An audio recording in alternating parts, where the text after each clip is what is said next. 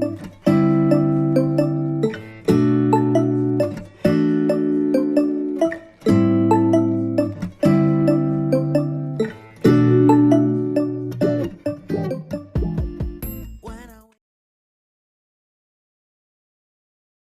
Assalamualaikum warahmatullahi wabarakatuh. Jumpa kembali di Rivi Channel.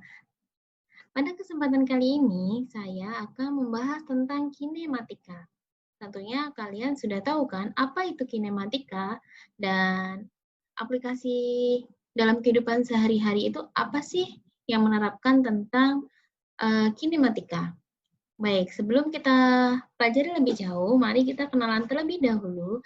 Pokok bahasan yang akan kita bahas yaitu adalah kinematika. Kinematika adalah ilmu yang mempelajari bagaimana gerak dapat terjadi tanpa memperdulikan penyebab terjadinya gerak tersebut. Gerak adalah perubahan kedudukan atau tempat suatu benda terhadap titik acuan atau titik asalnya. Nah, ini adalah yang disebut dengan gerak. Jadi, gerak itu adalah perubahan kedudukan atau posisi suatu benda. Kemudian, jika terdapat suatu benda yang kedudukannya berubah setiap saat terhadap titik acuannya, maka benda tersebut dikatakan sedang bergerak. Sementara itu, sebuah benda dikatakan diam jika posisinya tetap terhadap titik acuan tertentu. Karena di alam tidak ada kerangka acuan yang bersifat mutlak, maka tidak ada juga gerak yang bersifat mutlak. Hal ini menunjukkan bahwasanya gerak bersifat relatif. Oke, next. Nah, pada kinematika yang perlu kita ketahui adalah pokok bahasanya itu ada posisi, jarak, dan perpindahan. Apa itu posisi? Posisi adalah letak suatu benda pada suatu waktu tertentu terhadap suatu titik acuan tertentu. Dengan kata lain, posisi merupakan besaran vektor yang menyatakan kedudukan suatu benda terhadap titik acuan, di mana kedudukan tersebut dinyatakan dalam besar dan arah. Ini yang disebut dengan posisi. Berbeda dengan jarak, yaitu jarak adalah panjang lintasan yang ditempuh oleh suatu benda dalam selang waktu tertentu. Kemudian, setelah posisi dan jarak, ada perpindahan. Apa itu perpindahan? Perpindahan adalah perubahan posisi suatu benda dalam selang waktu tertentu. Perpindahannya hanya tergantung pada posisi awal dan posisi akhir, serta tidak tergantung pada lintasan yang ditempuh oleh benda. Oke, perlu kita ketahui bahwasanya arah perpindahan akan dinyatakan dengan tanda positif ataupun negatif, di mana perpindahan ke arah kanan dinyatakan dengan tanda positif dan sebaliknya perpindahan ke arah kiri dinyatakan dengan tanda negatif. Nah, berikut ini adalah gambar dari posisi, jarak, dan perpindahan. Nah, di sini garis yang hijau itu merupakan perpindahan, yaitu antara titik awal terhadap titik akhir. Ini yang disebut dengan perpindahan. Kemudian garis yang terputus-putus warna merah, ini merupakan jarak yang ditempuh.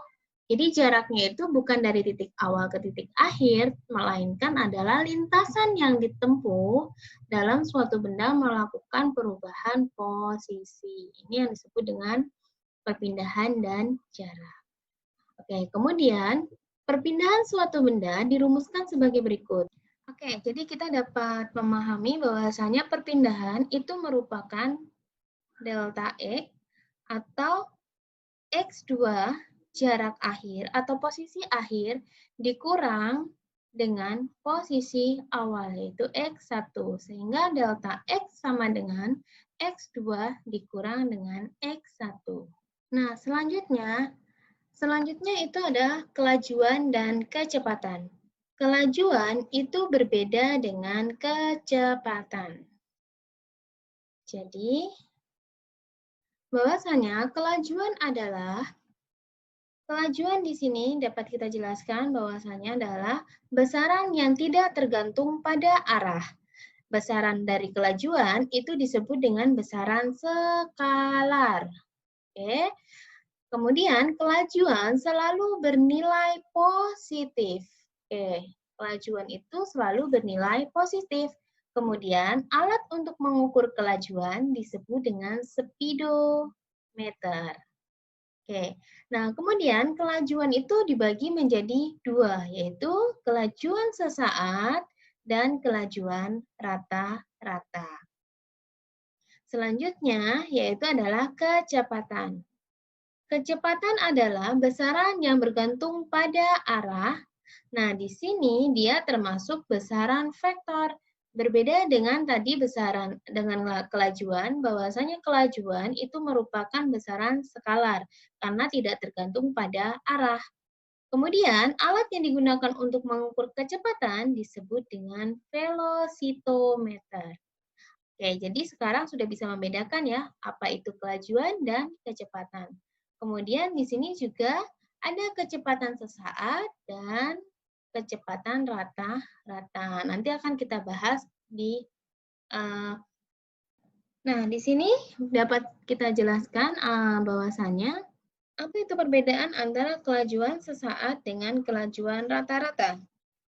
Kelajuan sesaat adalah limit dari kecepatan rata-rata ketika selang waktu mendekati 0, atau dapat dikatakan sebagai kelajuan benda pada suatu saat. Kelajuan sesaat merupakan besaran skalar.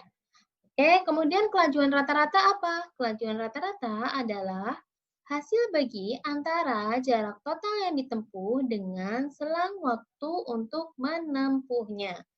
Sehingga dapat dirumuskan bahwasanya V bar itu sama dengan X dibagi dengan T. X dibagi dengan T, di mana V bar merupakan kelajuan rata-rata dengan satuan meter per sekon, dan X adalah jarak tempuh total dengan satuan meter, kemudian waktu dengan satuan sekon.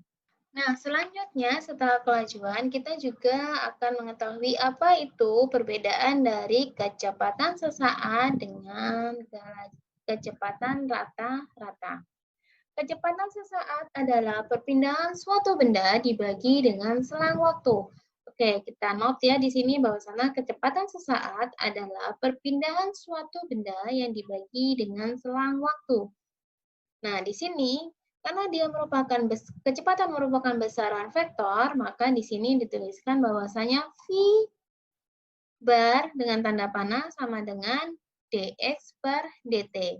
dx per dt ini merupakan fungsi diferensial, di mana V bar atau V vektor sama dengan kecepatan sesaat dan dx dt merupakan turunan pertama xt terhadap waktu. Oke, jadi kalau kecepatan saat itu merupakan turunan pertama dari jarak terhadap waktu. Kemudian di sini juga ada kecepatan rata-rata. Kecepatan rata-rata di sini, kecepatan rata-rata di sini merupakan hasil bagi antara perpindahan dengan selang waktu. Jadi, merupakan hasil bagi perpindahan terhadap selang waktu. Dapat disimbolkan bahwasanya V bar sama dengan perpindahan itu dapat disimbolkan dengan delta X dibagi dengan delta T, yaitu perubahan waktu. Atau sama dengan X2 dikurang X1 dibagi T2 dikurang T1. Oke, sampai di sini kalian sudah bisa membedakan ya, mana itu kelajuan sesaat dan kecepatan sesaat, kemudian kelajuan rata-rata dan kecepatan rata-rata. Nah, selanjutnya setelah kecepatan tentunya akan ada yaitu yang disebut dengan percepatan. Percepatan juga ada dua, yaitu percepatan rata-rata dan percepatan sesaat. Jadi sama dengan kecepatan, bahwasanya percepatan rata-rata adalah hasil bagi antara perubahan kecepatan terhadap perubahan waktu, yaitu V2 dikurang dengan V1 dibagi dengan T2 dikurang dengan T1. Sedangkan percepatan sesaat itu merupakan Turunan kedua dari jarak per waktu atau turunan pertama dari kecepatan terhadap waktu. Sehingga A, jadi percepatan itu simbolnya adalah A ya. Kalau jarak itu simbolnya X, kemudian kecepatan simbolnya V, nah kemudian percepatan atau acceleration yaitu sama dengan A sama dengan dv per dt. Berarti ini adalah turunan dari kecepatan terhadap waktu. Atau juga bisa turunan kedua dari jarak yaitu d2x per d2t.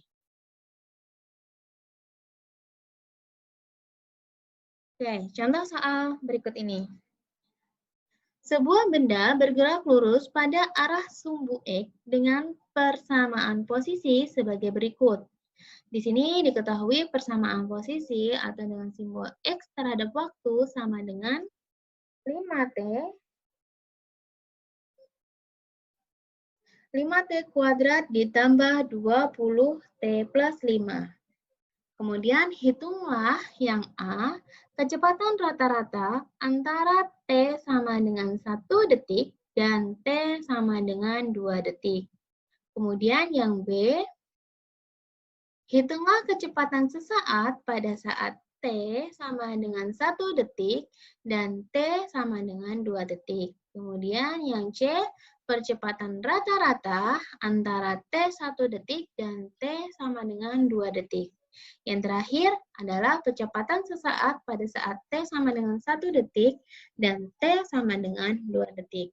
Nah, ini yang pertama adalah yang ditanyakan adalah kecepatan rata-rata saat T-nya 2 detik dan T 1 detik. Jadi, namanya kecepatan itu adalah perbandingan antara perubahan posisi terhadap perubahan waktu. Jadi terlebih dahulu kita mencari terlebih dahulu posisi pada saat T sama dengan 2 dan posisi pada saat T sama dengan 1. Nah, ini kita cari dulu posisi saat T sama dengan 1 dan posisi saat T sama dengan T saat sama dengan 2 dan T sama dengan 1 detik. Nah, tadi persamaannya adalah 5T kuadrat ditambah 20T ditambah 5 sama dengan berapa? Nah, kita masukkan dulu. Saat T-nya 2 detik, berarti T-nya tinggal diganti saja dengan 2. Berarti 5 dikali 2 kuadrat ditambah 20 dikali 2 ditambah 5. Hasilnya adalah 65 meter. Ini adalah posisi di saat T-nya sama dengan 2. Kemudian saat T-nya sama dengan 1, kita bisa mencari yaitu 5 dikali 1 kuadrat ditambah 20 dikali 1 ditambah 5, hasilnya adalah 30 meter. Nah, di sini sudah diketahui ya antara posisi saat T sama dengan 2 dan T sama dengan 1 atau X2 dan X1. Sehingga kecepatan rata-rata dapat kita cari yaitu dengan menggunakan rumus V sama dengan X2 dikurang X1 dibagi T2 dikurang T1. Sehingga hasilnya adalah, nah ini, 65 dikurang 30 dibagi 2 dikurang 1. Hasilnya adalah 65 dikurang 35 itu adalah 35 dibagi 1 hasilnya adalah 35 meter per sekon. Ini adalah kecepatan rata-rata. Selanjutnya itu adalah kecepatan sesaat. Selanjutnya yang B adalah kecepatan sesaat di mana V bar sama dengan dxt per dt, yaitu turunan pertama dari posisi terhadap waktu. Sehingga V sama dengan D persamaannya 5T kuadrat ditambah 20T ditambah 5 dibagi dengan dt. Di sini hasilnya adalah, nah turunan dari ini apa? 5T kuadrat diturunkan menjadi 2 kali 5, yaitu 10T. Kemudian 20T diturunkan menjadi 20. 5 karena tidak ada variabel T, maka kalau diturunkan dia menjadi 0, sehingga tidak ditulis. Ya. Sehingga hasil turunan pertama dari persamaan posisi, yaitu adalah dari 5T kuadrat plus 20T plus 5, hasilnya menjadi kecepatan sesaat, yaitu 10T ditambah 20. Maka ketika ditanyakan kecepatan sesaat pada T1 detik dan T2 detik, kita tinggal mengganti nilai T dengan waktu yang kita inginkan. Misalkan untuk 1 detik berarti kita ganti dengan T dengan 1 detik. 10 kali 1 ditambah 20 hasilnya adalah 30. Kemudian selanjutnya untuk T2 berarti kita tinggal mengganti T2 dengan nilai 2. 10 kali 2 ditambah 20 hasilnya adalah 40 dengan satuan meter per sekon. Nah, selanjutnya yaitu adalah percepatan rata-rata. Percepatan rata-rata merupakan perubahan dari kecepatan dibagi dengan perubahan waktu. Nah, di sini kecepatan 2 dan kecepatan 1 tadi kita sudah peroleh, yaitu dengan nilai V saat T-nya 2 itu adalah 40 dan V saat posisi T-nya sama dengan 1 itu adalah 30. Sehingga kita dapat memasukkan nilai V2 dikurang V1 dibagi T2 dikurang T1. Nah, ini 40 dikurang 30 dibagi 2 dikurang 1. 40 dikurang 30, 10 dibagi 1, hasilnya percepatan rata-rata adalah 10 meter per sekon kuadrat. Oke, yang selanjutnya adalah percepatan sesaat. Percepatan sesaat berarti adalah turunan pertama dari kecepatan. Nah, tadi kita sudah peroleh kecepatannya adalah 10 T, kecepatan sesaat ya, 10 T plus 20. Sehingga di sini untuk percepatan sesaat adalah diferensial dari 10T ditambah 20 dibagi DT. Kita turunkan lagi, yaitu yang ada variabel T-nya. Nah, di sini yang ada variabel T-nya hanya 10. Karena T-nya pangkat 1, 1 kali 10 itu adalah 10. Dan 20 tidak ada variabel T, maka tidak bisa jika didiferensialkan hasilnya adalah 0. Sehingga A sama dengan 10 meter per sekon kuadrat. Selanjutnya kita masuk ke materi berikutnya atau subbab berikutnya, yaitu adalah GLB. Jadi di kinematika itu terdapat beberapa jenis-jenis dari gerak. Nah, di sini yang pertama kita akan mempelajari yaitu adalah GLB. Apa itu GLB? GLB itu adalah kepanjangan dari gerak lurus beraturan. Apa sih itu gerak lurus beraturan? Gerak lurus beraturan adalah gerak lurus suatu benda dengan kecepatan tetap atau konstan. Jadi, suatu benda yang bergerak dengan kecepatan tetap. Kecepatan tetap artinya adalah arah dan besarannya tetap, yaitu tidak ada perubahan. Dengan kata lain, percepatannya sama dengan 0. Nah, diperhatikan kembali ya, bahwasanya GLB itu adalah V-nya konstan, kemudian A-nya, percepatannya itu sama dengan 0. Nah, ini adalah syarat dari GLB, di mana rumusnya V sama dengan X per T, jarak dibagi dengan waktu. Kemudian jika kita mau mencari nilai jarak atau posisi sama dengan kecepatan dikali dengan waktu. Kalau kita mau nyari waktu, berarti waktu sama dengan X dibagi dengan V. Ini seperti segitiga ya, rumus segitiga. Oke, kemudian di sini juga kita bisa mengetahui grafik dari GLB. Nah, berikut ini adalah contoh soal. Contoh soal di sini, sebuah sepeda motor bergerak pada lintasan lurus dengan kecepatan 36 km per jam. Ini adalah V-nya. V-nya diketahui 36 km per jam. Berarti ini harus diubah dulu ke meter per sekon. Bagaimana caranya? Yaitu 36 dikalikan dari kilometer ke meter itu dikali 1000. Kemudian jam itu ke sekon itu adalah 3600. 1 jam berapa sekon? Yaitu 3600 sekon. Sehingga di sini hasilnya adalah 36.000 dibagi 3600. Coret nolnya. Kemudian tinggal 360 dibagi 36 itu adalah 10. Sehingga kecepatannya adalah 10 meter per sekon. Nah, kemudian hitunglah besar jarak yang ditempuh motor setelah melaju selama 10 menit. Oke, di sini diketahui waktunya adalah 10 menit. Nah, 10 menit juga harus diubah ke satuan SI, yaitu diubah ke sekon. Berarti 10 dikali dalam 1 menit itu ada 60 detik, sehingga hasilnya adalah 600 sekon. Sehingga jika yang ditanyakan adalah jarak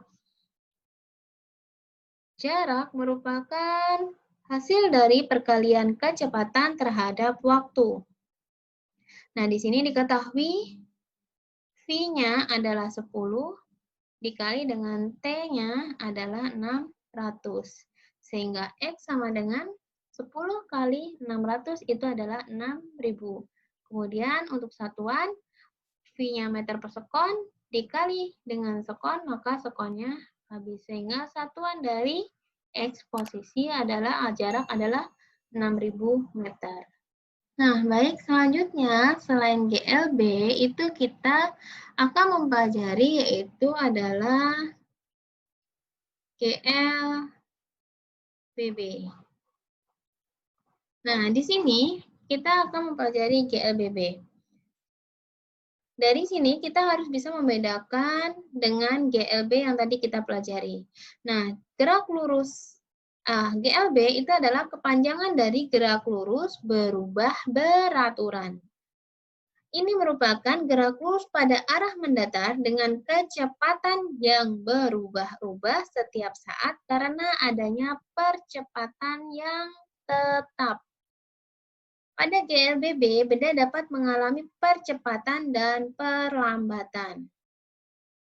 Oke. Jika A lebih besar daripada 0 bernilai positif, maka benda mengalami percepatan atau dipercepat.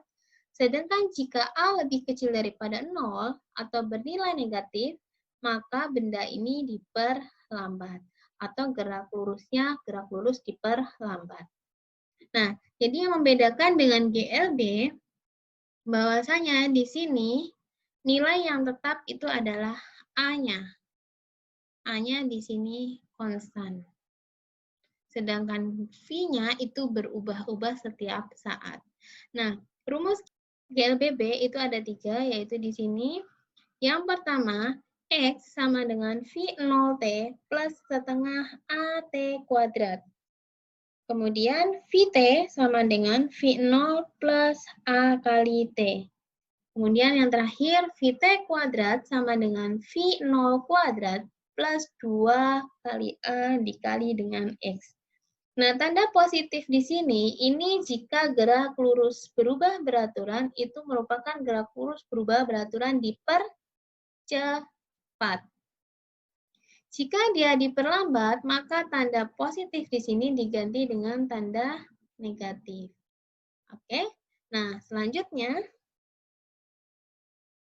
kita dapat melihat bagaimana kapan kita menggunakan persamaan 1, kapan kita menggunakan persamaan 2, kapan menggunakan persamaan 3, itu dari studi kasus atau contoh kasus yang diketahui. Jadi di soal itu diketahui apa saja. Nah, dari situ kita dapat menyimpulkan rumus manakah yang dapat kita gunakan. Kemudian di sebelah kanan ini juga ada grafik hubungan atau grafik dari GLBB, yaitu yang pertama adalah grafik hubungan V terhadap T. Kemudian ada grafik hubungan V terhadap T terhadap V0 dan V. Kemudian yang terakhir adalah grafik hubungan antara S terhadap T. Nah, berikut ini adalah contoh soal dari GLBB. Sebuah sepeda motor dipercepat. Nah, ini ada tulisan dipercepat, berarti rumusnya nanti menggunakan tanda plus. Sebuah sepeda motor dipercepat dengan percepatan 7 meter per sekon kuadrat dari keadaan diam. Oke, perhatikan. Dari keadaan diam, kemudian yang ditanyakan adalah waktu yang ditempuh hingga mobil melaju pada kecepatan 42 meter per sekon. Jadi yang ditanyakan adalah waktu yang ditempuh saat mobil itu melaju pada 42 meter per sekon adalah, diketahui yang pertama, percepatannya adalah 7 meter per sekon kuadrat. Kemudian dari keadaan diam, berarti kecepatan mula-mulanya itu adalah 0, karena dia diam. V0-nya sama dengan 0. Kemudian, waktu yang ditempuh hingga melaju pada 42 meter per sekon, sehingga di sini adalah V akhirnya, atau VT. VT akhir atau VT sama dengan 42 meter per sekon. Yang ditanyakan adalah T. Oke, jadi kita menggunakan persamaan berapa? Kalau kita menggunakan persamaan 1, itu ada persamaan yang membutuhkan nilai X atau posisi, sedangkan di sini tidak ada. Persamaan 3 juga sama, kita membutuhkan nilai X. Nah, yang digunakan adalah persamaan 2, yaitu persamaannya adalah VT sama dengan V0 plus AT. Kita masukkan nilai VT-nya adalah 42, sama dengan V0-nya adalah 0, kemudian A-nya 7, T-nya yang kita cari. Sehingga 42 sama dengan 7T. Sehingga T sama dengan 42 dibagi 7. Hasilnya adalah waktu yang dibutuhkan adalah 6 detik. Oke, sehingga saat 6 detik, ini adalah kecepatannya 42 meter per sekon. Jadi dalam ada di soal ini, waktu yang ditempuh adalah 6 detik. Nah, baik, selanjutnya, karena pada semester ini kalian mempelajari tentang MATLAB, jadi di sini ada sebuah contoh aplikasi menggunakan MATLAB, yaitu pada materi GLB dan GLBB. Jadi nanti kalian bisa mempraktekannya, mencobanya. Nah, di sini sudah ada tampilan dan codingannya. Jadi kalian akan lebih mudah untuk mengikuti tutorialnya. Nah, berikut ini adalah tampilan dari figur atau desain dari aplikasi yang akan kita buat, yaitu rumus fisika sederhana materi GLB dan GLBB.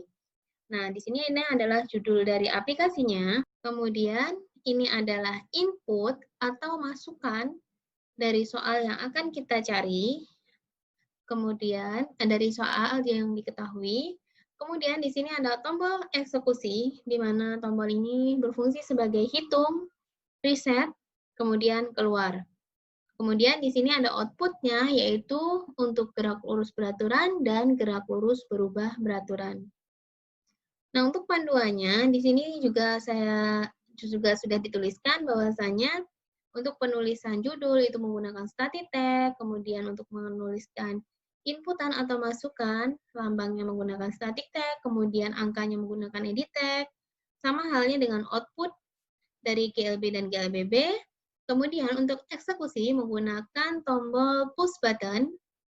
Nah, di sini kalian bisa mendesain seperti contoh yang sudah ada. Nah, kemudian untuk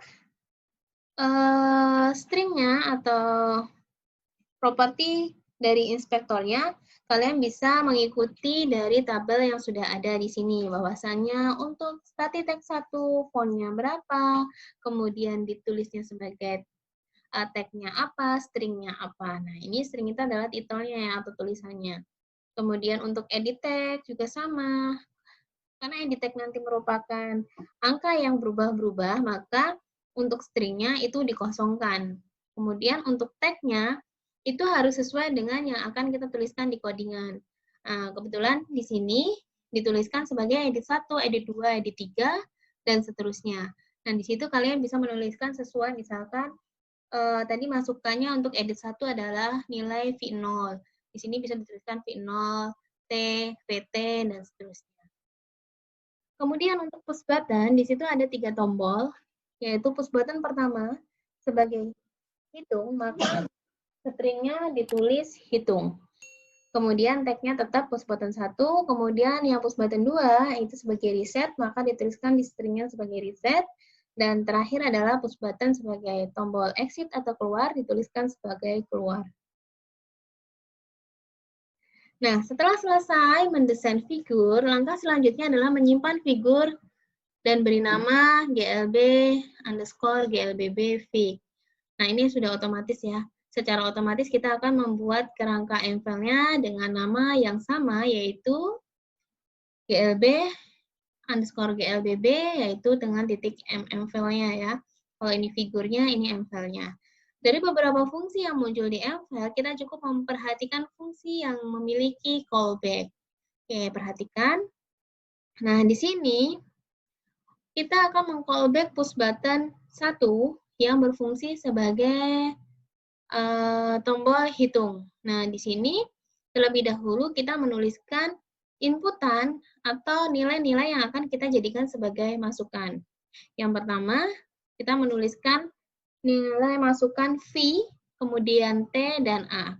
Nah, di sini cara mengcodingnya yaitu di bawah execute button push button 1 ya. Di sini callback. Oke, nah di bagian bawahnya setelah huruf hijau, warna hijau, ini dituliskan V sama dengan stl to double get, buka kurung get, buka kurung handles, dot, edit 1, karena tadi saya menuliskan di figurnya bahwasanya nilai V itu di edit 1, kemudian string. Lakukan hal yang sama untuk nilai masukan T dan A, dan sesuaikan dengan yang kalian tuliskan di figurnya. Jangan sampai tidak sesuai, karena nanti kalau tidak sesuai ketika di callback atau di run, itu tidak akan berjalan. Kemudian rumusnya itu kita tuliskan persamaannya, persamaan dari GLB dan GLBB yang akan kita cari.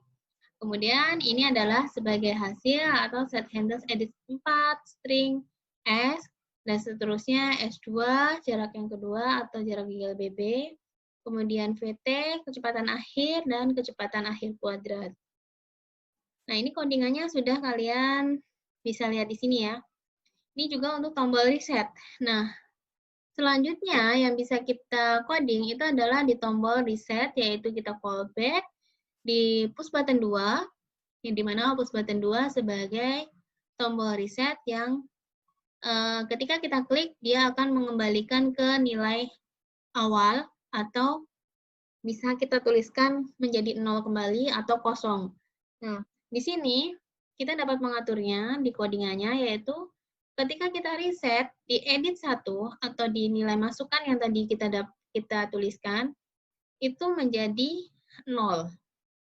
Atau kalau kalian pengen dia tidak ada nilainya, bisa dituliskan di sini, di pengganti 0 ini. Jika kalian pengen setelah di reset nggak ada angkanya, langsung bersih, itu bisa kalian tuliskan di sini seperti ini saja. Nah, koma, petik atas, spasi, petik atas, tutup kurung, dan diakhiri dengan titik koma. Sama sampai ke bawah. Jadi ketika kita reset, nanti hasilnya akan di sini tidak ada nilainya atau kosong. Kalau ini setelah di reset, maka hasilnya akan menjadi 0. Nah, yang terakhir untuk tombol push button itu digunakan sebagai tombol keluar. Ini paling gampang, yaitu tinggal dituliskan close di callback push button 3. Nah, di sini setelah kita selesai, kita dapat menjalankan GUI-nya tersebut. Setelah langkah-langkah di atas dijalankan, langkah terakhir adalah menjalankan aplikasi yang telah dibuat dengan mengklik tombol run figur, atau nanti kalian bisa melihat di bagian atas di menu-menu yang ada di MATLAB itu ada yang bentuknya segitiga miring dengan sudutnya ada di sebelah kanan yang berwarna hijau. Nah, itu adalah tombol run. Ketika kalian run figur dari jendela figur tersebut, maka akan muncul tampilan seperti ini. Nah, kalian tinggal mengisikan nilai-nilai yang ingin kalian masukkan di sini. Di sini bisa kalian masukkan nilai V-nya sama dengan berapa. Misalkan di sini 30, kemudian T-nya 3, kemudian percepatannya 2. Nah, ketika kita hitung, maka di sini akan menghasilkan jarak dari GLB itu adalah 90. Kemudian nanti untuk GLBB itu adalah sekian, kemudian kecepatan akhirnya adalah sekian, dan kecepatan akhir kuadrat adalah sekian. Nah, angka-angka ini bisa kalian masukkan sesuai dengan keinginan kalian. Ketika hitung, hasilnya akan mengeluarkan sesuai yang kalian inginkan. Kemudian, ketika kalian tekan tombol reset, maka angka-angka yang tadinya kalian masukkan dan kalian hasil perhitungan kalian, jika kalian tadi menuliskan reset sama dengan 0, maka di sini akan berubah menjadi 0. Jika kalian menuliskan reset sama dengan spasi, maka di sini hasilnya adalah kosong. Nah, kemudian ketika kita klik keluar, maka kita akan keluar dari aplikasi MATLAB tersebut. Nah, berikut adalah latihan soal. Silakan dikerjakan masing-masing. Kemudian kalian juga bisa latihan membuat GUI untuk perhitungan di contoh soal, di latihan soal yang keempat. Sekian dulu penjelasan dari saya, kurang lebihnya saya mohon maaf. Saya akhiri. Wabillahi taufiq walhidayah. Wassalamualaikum warahmatullahi wabarakatuh.